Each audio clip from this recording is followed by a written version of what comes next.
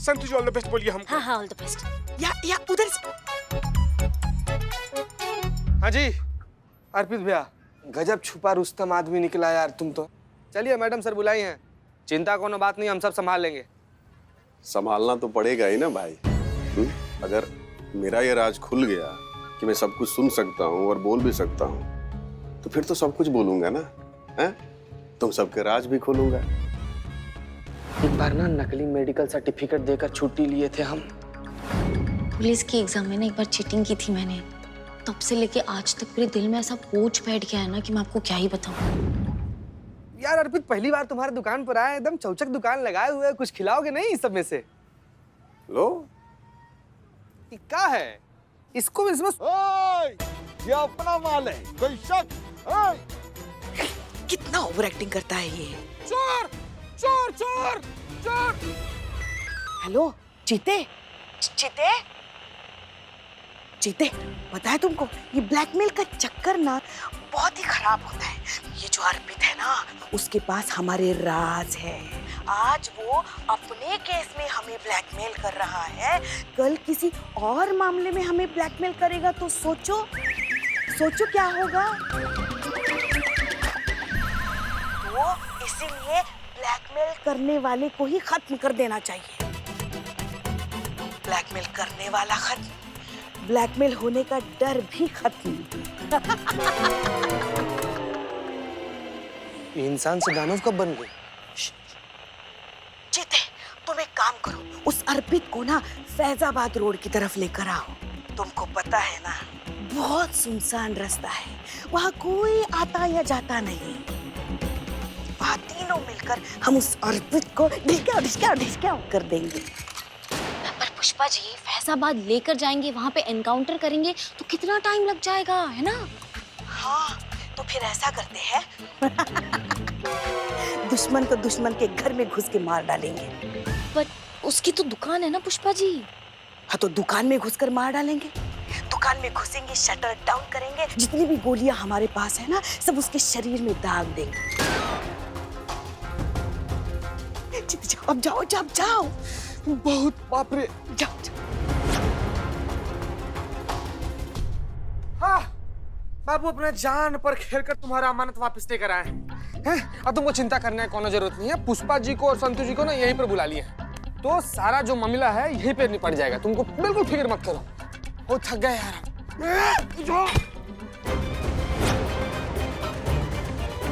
चीते, चीते, चीते, चीते, चीते, चीते, आंखें खोल चीते, उठ चीते। क्या तमाशा चल रहा है यहाँ पे? जाओ अपना काम करो, जाओ। काम धाम कुछ है नहीं। उठ आगे मुंह उठा के। संतु पानी लेकर आओ। पानी नहीं चाहिए पुष्पा जी, चीते की हालत देखिए आप। अरे हम चीते के लिए ही कह रहे हैं, पानी की छींटे मारो उसके चेहरे पे, उसको होश मिलाओ। हाँ, जगाओ उसको।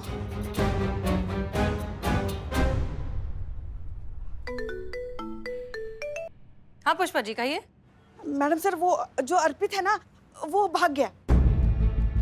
क्या?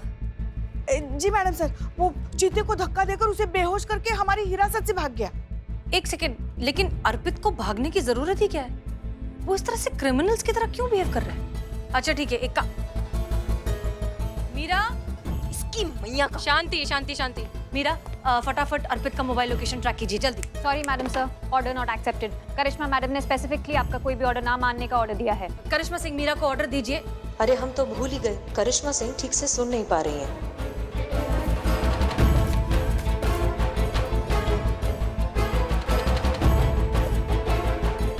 कमांड दे, क्या command they?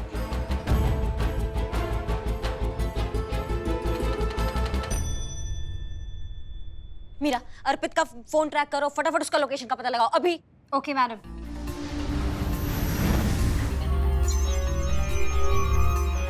Suspect found 10 kilometres away, Faizabad road. Okay Fanta.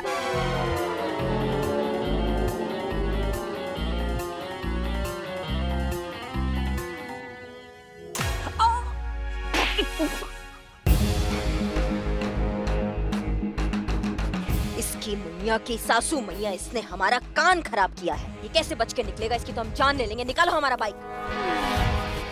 Meera ji all the best. भाग गया पुष्पा जी। कौन कहा था आपको इतना ज्यादा एनकाउंटर का नौटंकी करने के लिए? हो गया सीधा साधा सुस्त आदमी, रॉकेट फरार हो गया। हाँ ठीक है। वैसे मैंने मैडम सर को फोन करके बता दिया है कि वो अर्पित भाग गया है। मैडम सर जब उससे पूछेंगे उसके भागने का वजह, तो वो तो सारा परपंच बता देगा। आपकी एनकाउंटर का ओवर एक्टिंग तो बता देगा ना पुष्पा जी, बता देगा। पुष्पा जी, कल की जाती आज ही हमारी नौकरी चली जाए ना, आपने मरवा दिया है, क्या करें अब? अम्मा का टोपा गिरी है, टहलते टहलते नाश्ता पानी करते करते ना, मतलब पैदल भी जाते ना तो इससे पहले पहुंच जाते। कहाँ बिठा दिया है हमको। अम्मा स्पीड बढ़ाओ ना। ये मैक्सिमम स्पीड है। कहाँ बोले? कहाँ बोले? ये मैक्सिमम स्पीड रुको है। रुको रुको रुको, क्या बोल रहे हो? कुछ सुनाई नहीं आ रहा है हमको।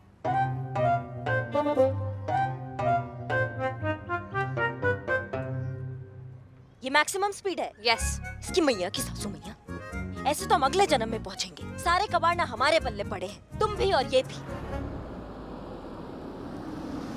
Jain madam sir. जैन जल्दी गाड़ी में बैठिए, हमें अभी याद है कि इसकी स्पीड सिर्फ 20 की है।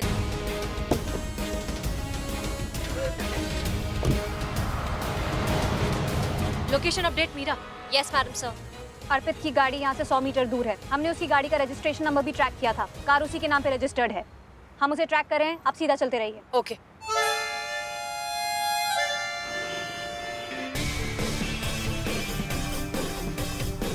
अर्पित हमारी तरफ ही आ रहा है मैडम सर। वो रहा अर्पित। वो अर्पित है? यस। उसको बोलो रुके, उसको बोलो गाड़ी रोके। मीरा, अर्पित रुको, अर्पित रुको, अर्पित गाड़ी रोको, अर्पित गाड़ी रोको। भाग क्यों रहे?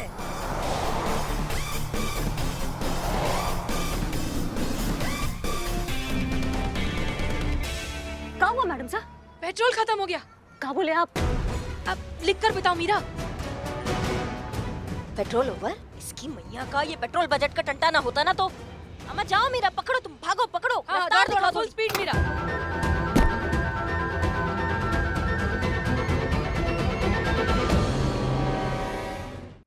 तो मिस्टर अर्पित, हम अच्छे से जानते हैं कि आप गूंगे बहरे नहीं हैं, इसलिए नाटक करना बंद कीजिए। हमारे पास इस बात का पक्का सबूत है कि तुम बोल भी सकते हो और सुन भी सकते हो। वो देखो ऐसा है भैया, तुम्हारे वजह से ना हमारे कान बंद हो गए हैं, हमें सुनाई नहीं आ रहा है कुछ भी। समझ रहे हो हमारी बात को? अगर तुमने आज सच नहीं बोला ना मार मारेंगे ना तुमको, कि तुम्हारी जो आगे आने वाली पीढ़ी है ना वो है करती हुई नजर आएगी। समझ रहे हो हमारी करिश्मा बात सिंह, शांत। अभी दूध का दूध और पानी का पानी हो जाएगा। हमने एक डॉक्टर को यहाँ बुलाया है जो आएंगे, तुम्हारा चेकअप करेंगे और साफ साफ पता चल जाएगा कि तुम कितने बड़े झूठे हो। आ गए डॉक्टर, आ गए डॉक्टर, आ गए डॉक्टर हियर। जिसके पीछे पड़ जाए उसके मुंह से निकले hi hi, I am willing specialist doctor Newton Einstein. क्या? कुछ नहीं है डॉक्टर साहब। Okay, come to the point. Treatment पे आते हैं। ट्रीटमेंट, मैं तुम्हारा ट्रीटमेंट करूंगा। तुम बहरे हो लेकिन मेरी दवा से तुम तंदुरुस्त हो जाओगे, तुम्हें सुनाई देगा। ये रहा।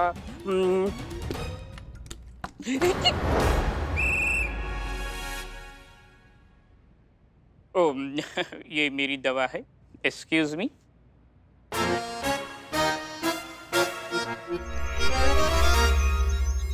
ये मेरी दवाई हो गई, अब आपकी दवाई की बारी। ये रही दवाई, इनको न फटाफट इस पिलर पे बांध दो। Please help me. आइए पेशेंट जी, आइए प्लीज प्लीज, कम कम कम। उठिए, चलिए मैडम प्लीज, अदर साइड।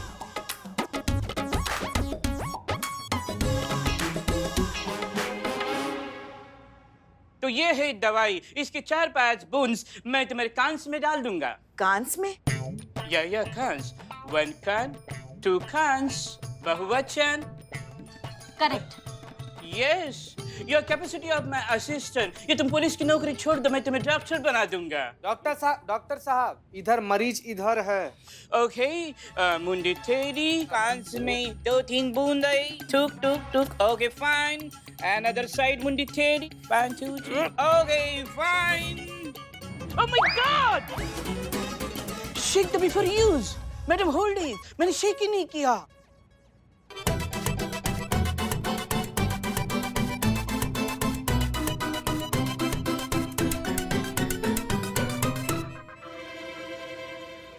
अरे वैसे डॉक्टर साहब ये कौन सी दवाई है, इसके बारे में पहले।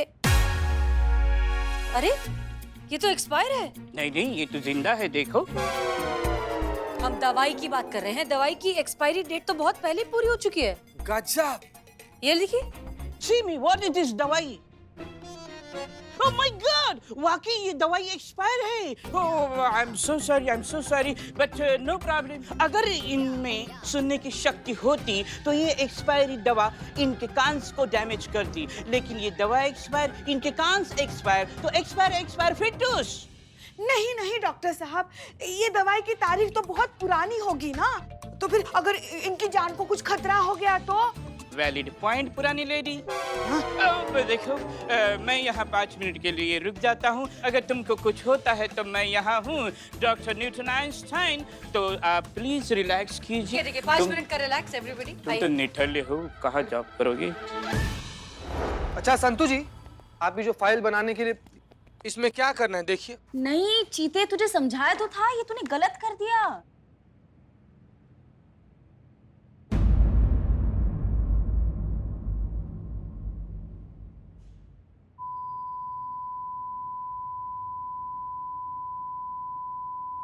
ये क्या? मुझे कुछ सुनाई क्यों नहीं दे रहा है?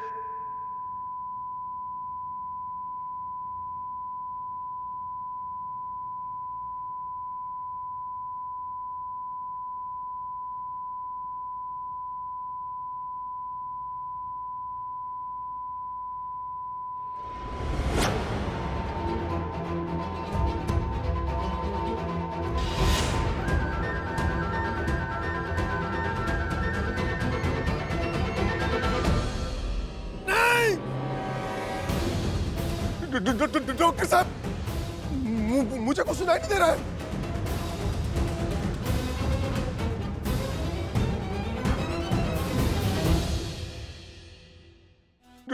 डॉक्टर साहब, मुझे कुछ सुनाई नहीं दे रहा है। आप लोग क्या क्या क्या बोल रहे हैं? देखो ना प्लीज, क्या हो गया मेरे कानों को? पक्का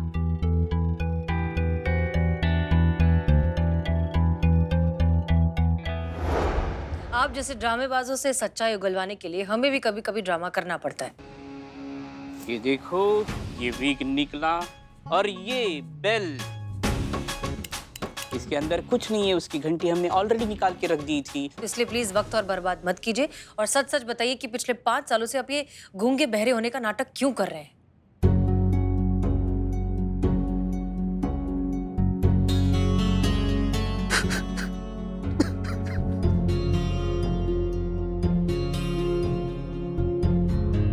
अरे आप तो रोने लग गए। लिसन, देखिए प्लीज, हमने कोई केस नहीं लगाया अभी आप पर, हम बस पूछ रहे हैं।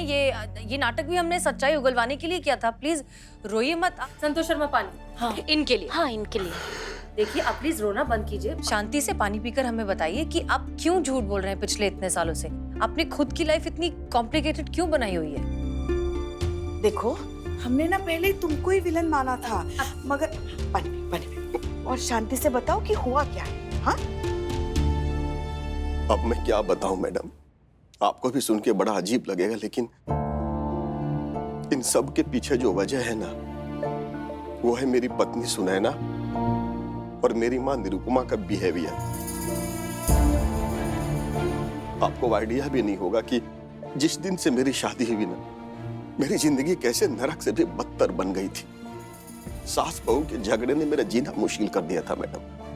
नहीं मतलब, सास बहू के झगड़े हर घर में होते हैं। चलो 5 मिनट समझ में आता है, 10 मिनट समझ में आता है, लेकिन 24 घंटे हर वक्त जब देखो तब ताने, चीखना, चिल्लाना, बहस, सामान पटकना।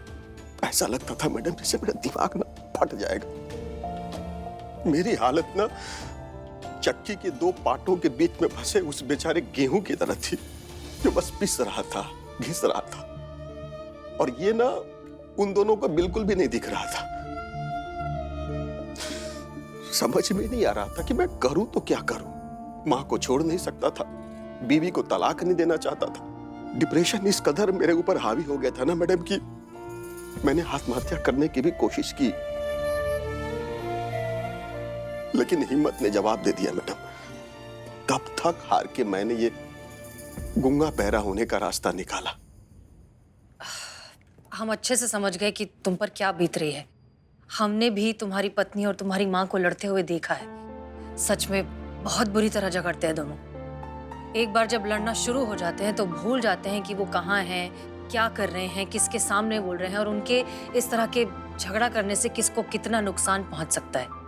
हम तुम्हारा दर्द बहुत अच्छे से समझते हैं, लेकिन अर्पित, हमें नहीं लगता कि इस तरह का कॉम्प्रोमाइज या इस तरह की कॉम्प्लिकेटेड सिचुएशन तुम्हारी इस प्रॉब्लम का परमानेंट सोल्यूशन है। ये कभी ना कभी तो बात बाहर आनी ही थी। तो कैसे हल होगी मैडम?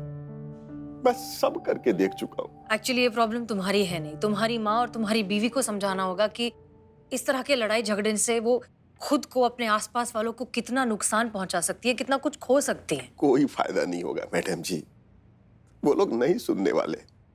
हमारी सुनेंगे, क्योंकि हम अपने तरीके से उन्हें समझाएंगे।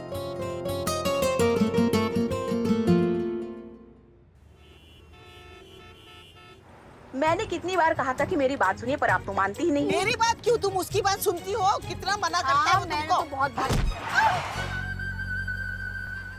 देखा, कर दिया ना एक्सीडेंट। मैंने तुझे कहा था कि गाड़ी आज से चला, सुनती नहीं मेरी बात, कभी भी नहीं सुनती।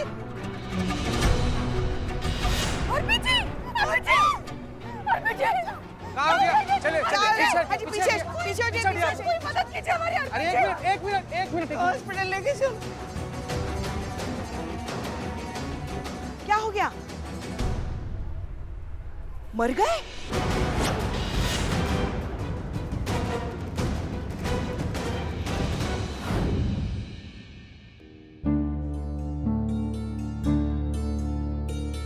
तो कैसा लग रहा है उस इंसान की जान लेकर जो आपकी जिंदगी का सबसे अहम हिस्सा था?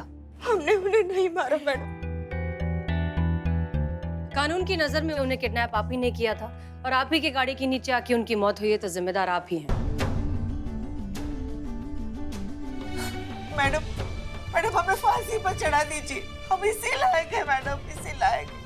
अब बेटा ही नहीं रहा तो हम जी कर क्या करेंगे? मुझे नहीं जीना। अर्पित जी के बगैर मेरी जिंदगी का क्या मतलब?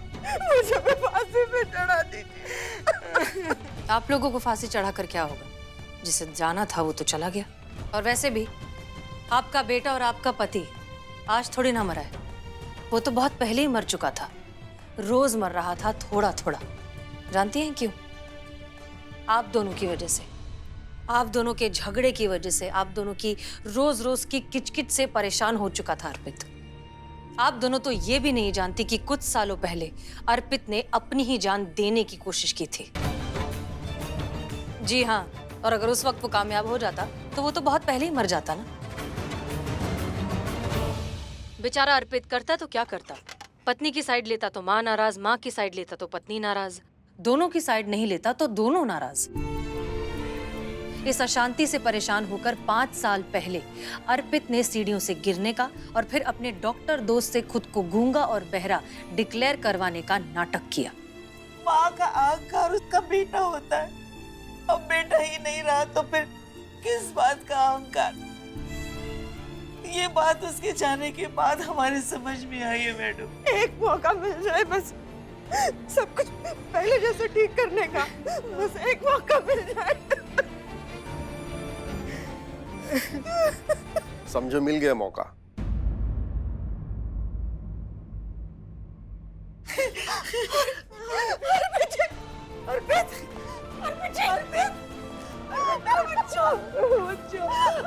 तो ठीक है मेरा बच्चा, तो जिंदा है। हाँ माँ, मैं जिंदा हूँ और बिल्कुल ठीक हूँ। और ये सब मैंने मैडम के कहने पे किया। बेटा हमें माफ कर दे, हमें माफ कर दे। मैं बहू को भी कुछ भी नहीं बोलूंगी। हम अच्छी तरह से पहले की तरह रहेंगे। मुझे माफ कर दे मेरे बच्चे, मुझे माफ कर दे। मुझे भी माफ कर दीजिए। आपके खोने के एहसास ने एहसास कराया कि आपसे ज्यादा कीमती और जरूरी तो हमारे लिए कुछ भी नहीं। आपको खोकर क्या रह जाएगा हमारे पास? बस यही एहसास दिलाना चाहते थे हम चाहते थे कि आपको ये समझ में आ जाए कि जिस घर की औरतें अपने अहंकार में लड़ाई झगड़ा करती हैं, क्लेश करती हैं, उस घर के मर्द रोज तिल तिल मरते हैं। और फिर ये फ्रस्ट्रेशन या तो वर्क प्लेस पर निकलता है, या सड़क पर, या नशे की आदत में, या फिर आस पड़ोस में। जो भी मैटर है, जो भी प्रॉब्लम है, उसे बात करके सुलझाया जा सकता है। तो बात कीजिए, अपने घर में खुशहाली लाइए, पॉजिटिविटी लाइए, तभी तो आपके घर के लोग बाहर जाकर पॉजिटिविटी फैलाएंगे। तजुर्बा कहता है हमारा, इंसान की लड़ाई बस यही है कि जिंदगी के पंजों से हर रोज अपने हिस्से की मुस्कुराहट छीन लाना। खुश रहिए और खुश रखिए, यही सही तरीका है जिंदगी जीने का। अब से यही होगा मैडम, और शुक्रिया ये सबक सिखाने के लिए। मैडम, आपने और आपकी टीम ने जो हमारे लिए किया है उसके लिए ये तो बनता है।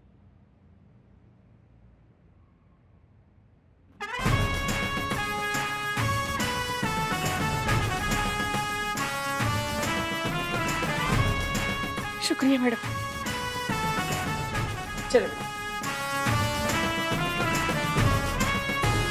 तो आज का लेसन लर्न, सास बहू की लड़ाई उनके लिए मजा, घर के मर्द के लिए सजा। और ये बात हर सास बहू को याद रखनी चाहिए। मगर ये बात आप हमारी तरफ देखकर क्यों कह रही है? बुरी सास की बात चली तो सिस्टम ऑटोमेटिकली आपकी तरफ टर्न हो गया। Feeding this information. अरे करिश्मा सिंह, आपको सुनाई दे रहा है? हाँ, मतलब हमें थोड़ा थोड़ा पास का सुनाई दे रहा है। हाँ हाँ, हमारा मजाक उड़ाया गया ना, ये तो सुनाई देगा ही उन्हें।